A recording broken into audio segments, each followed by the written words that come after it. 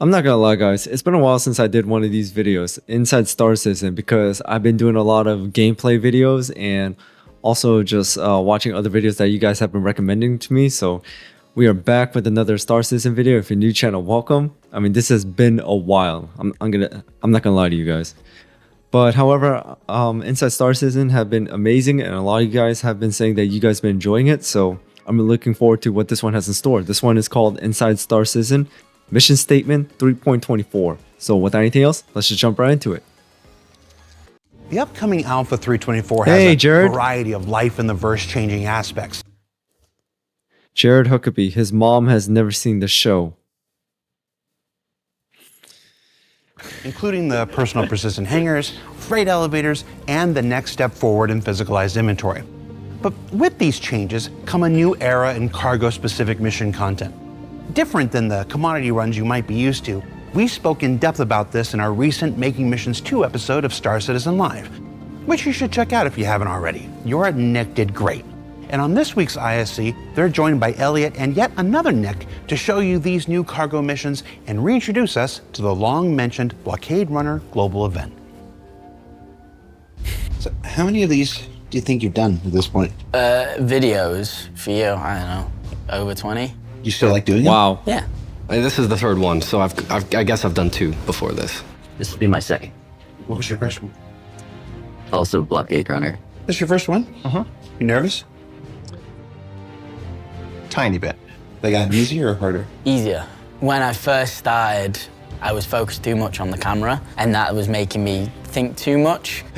When there's a camera pointed at you, it's still a little bit different than just speaking to people, but I mean, that is so true. When I first started this channel, like I said, I started, for those of you guys hearing this for the first time, this channel was originally supposed to be a no commentary gameplay channel.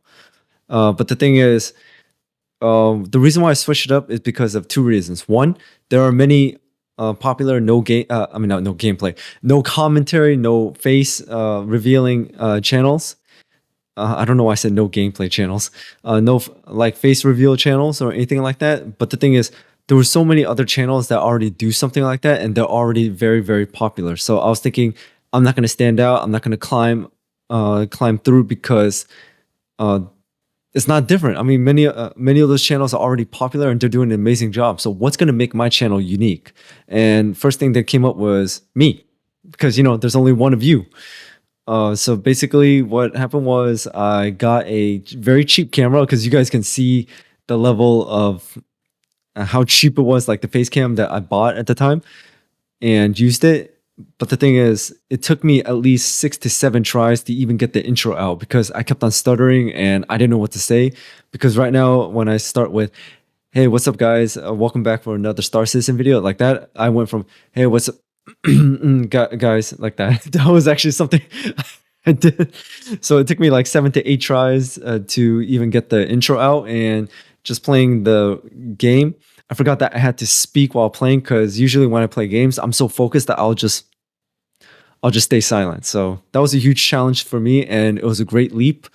But I say, in a way, I came a long way from when I began, and to see how much I progressed up until now. So anyways, let's continue. Tried to look at you or thought that the camera was someone. It made it easier because it felt like I was just talking to someone instead of looking at a machine trying to be perfect. So you stopped trying to be perfect. Yeah, pretty much. I'm just like, yeah. That should have been easy for you. Until the current event in this sector has been resolved, civilians are advised to avoid engaging in space travel. All right, mission statement 3.24. Blockade Runner is an event that focuses on cargo hauling and space combat. The inhabitants of a station ask for aid.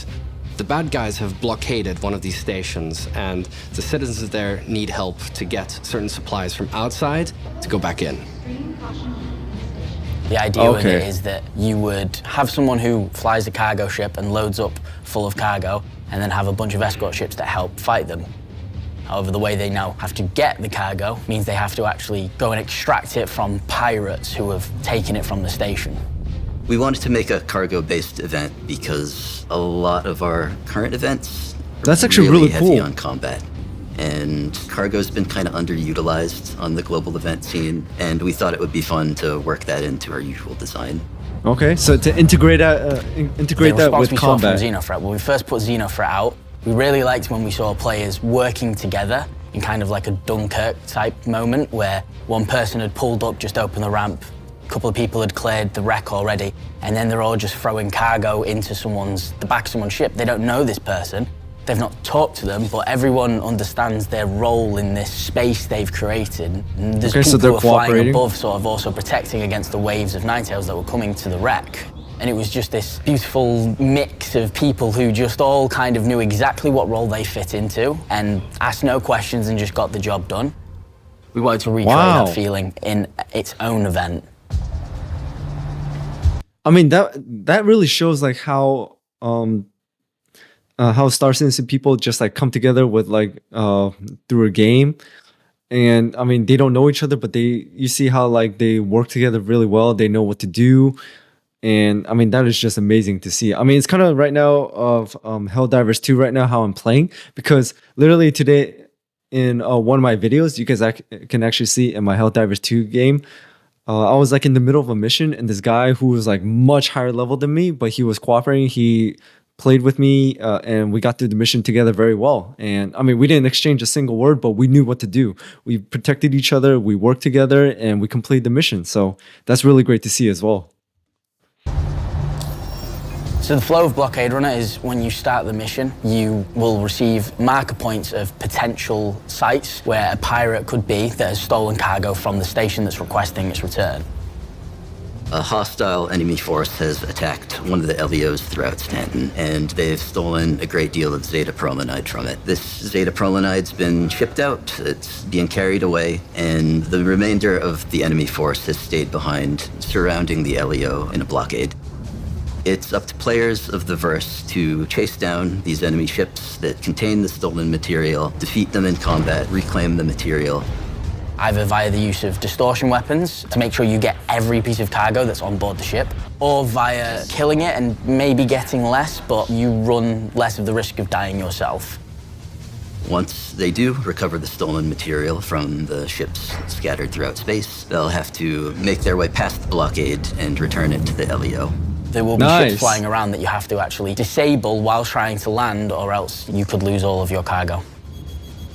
Either way, their goal is to land safely at the LEO with the stolen material on. And once they have that, they get to use our fancy new cargo elevator mechanic to return the stolen cargo to the station. Nice.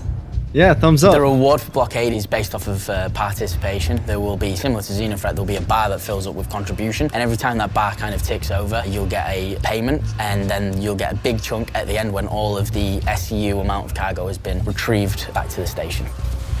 So to get all of the cargo, I'd recommend using distortion weapons and boarding the ship. This way you can ensure that you get everything out of the cargo hold. Whereas if you do it the other way, you know, you go from this 100% sort of loot to maybe 30%.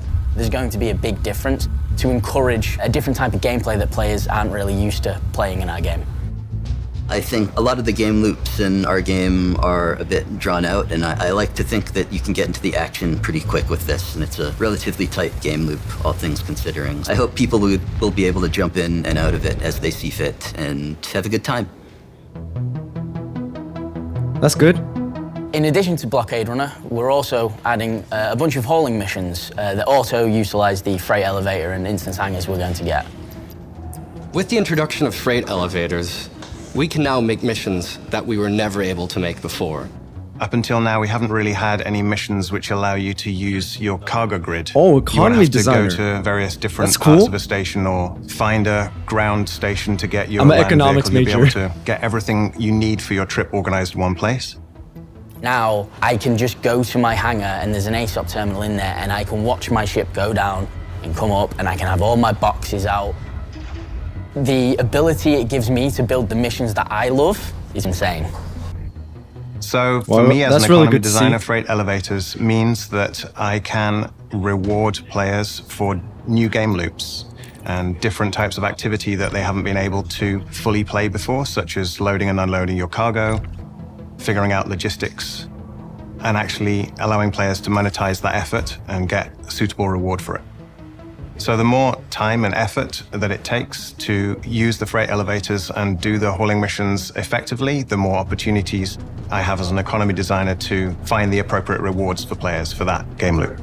And I don't want to see any Reddit threads on the rewards for these missions, because at the time of filming, we're still weeks away. That means the numbers you see in this episode aren't the real numbers. Don't go to Reddit. Give this guy a break. They'll be real by the time the thing comes out. Don't go to Reddit. You might be thinking, well, we've been moving boxes for a few years now. Those delivery missions already exist. What makes cargo hauling missions so That's a special? cool armor. Well, in cargo hauling missions, we're actually allowing you to move real commodity containers with real value through the verse. You're not stuck with 1 SEU boxes. If you're asked to move 400 SEU, those will actually be intelligently packed by the system into different container sizes, which means you'll be able to load them up on your cargo grids for your cargo ships the way you've always wanted to organize them.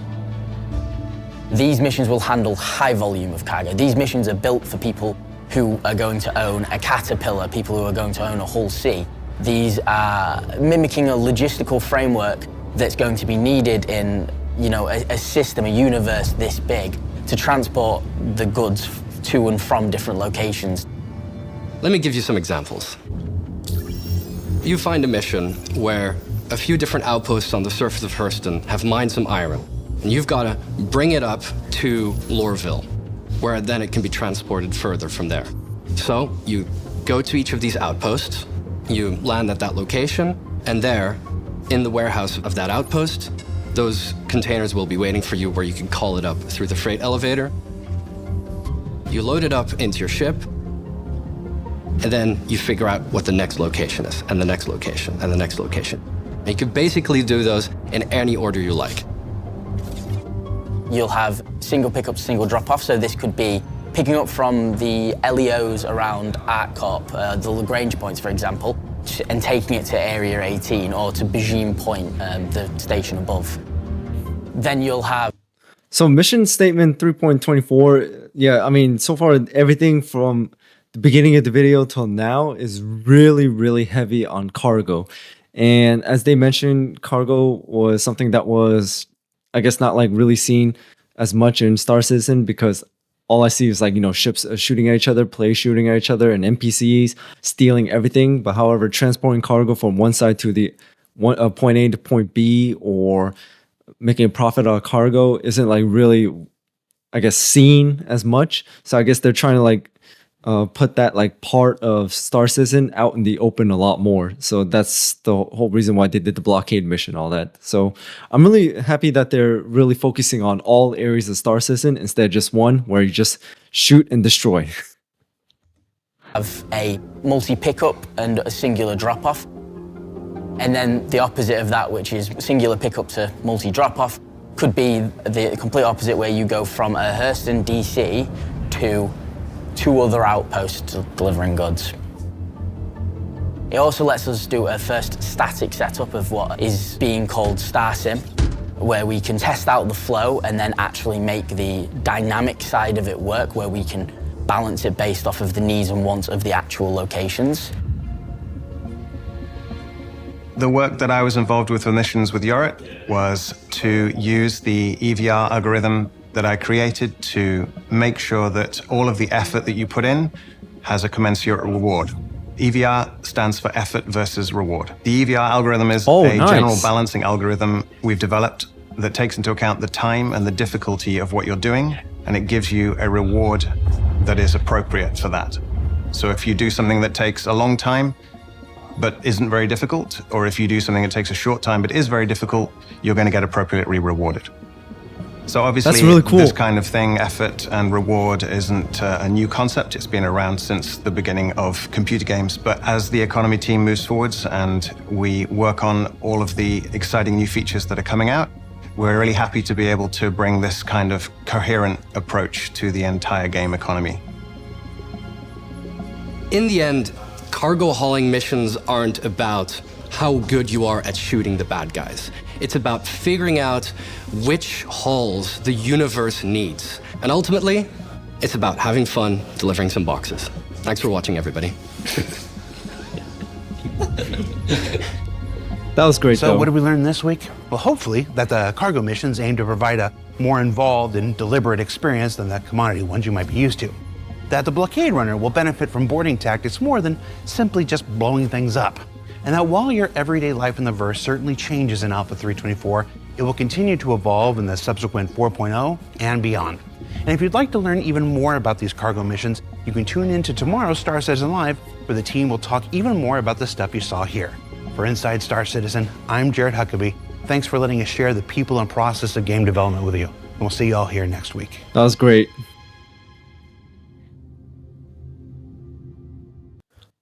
All right, so it looks like today's main topic for Inside Star Citizen was cargo.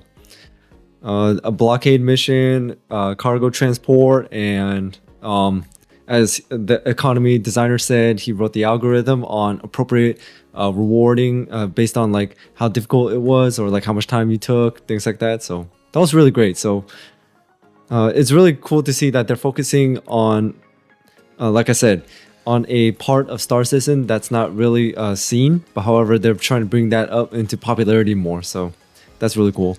Anyways, that's all I got for today. So thank you guys for tuning in. Thank you guys for watching the Inside Star Citizen video. Like I said, it's been a while since I did an Inside Star Citizen video.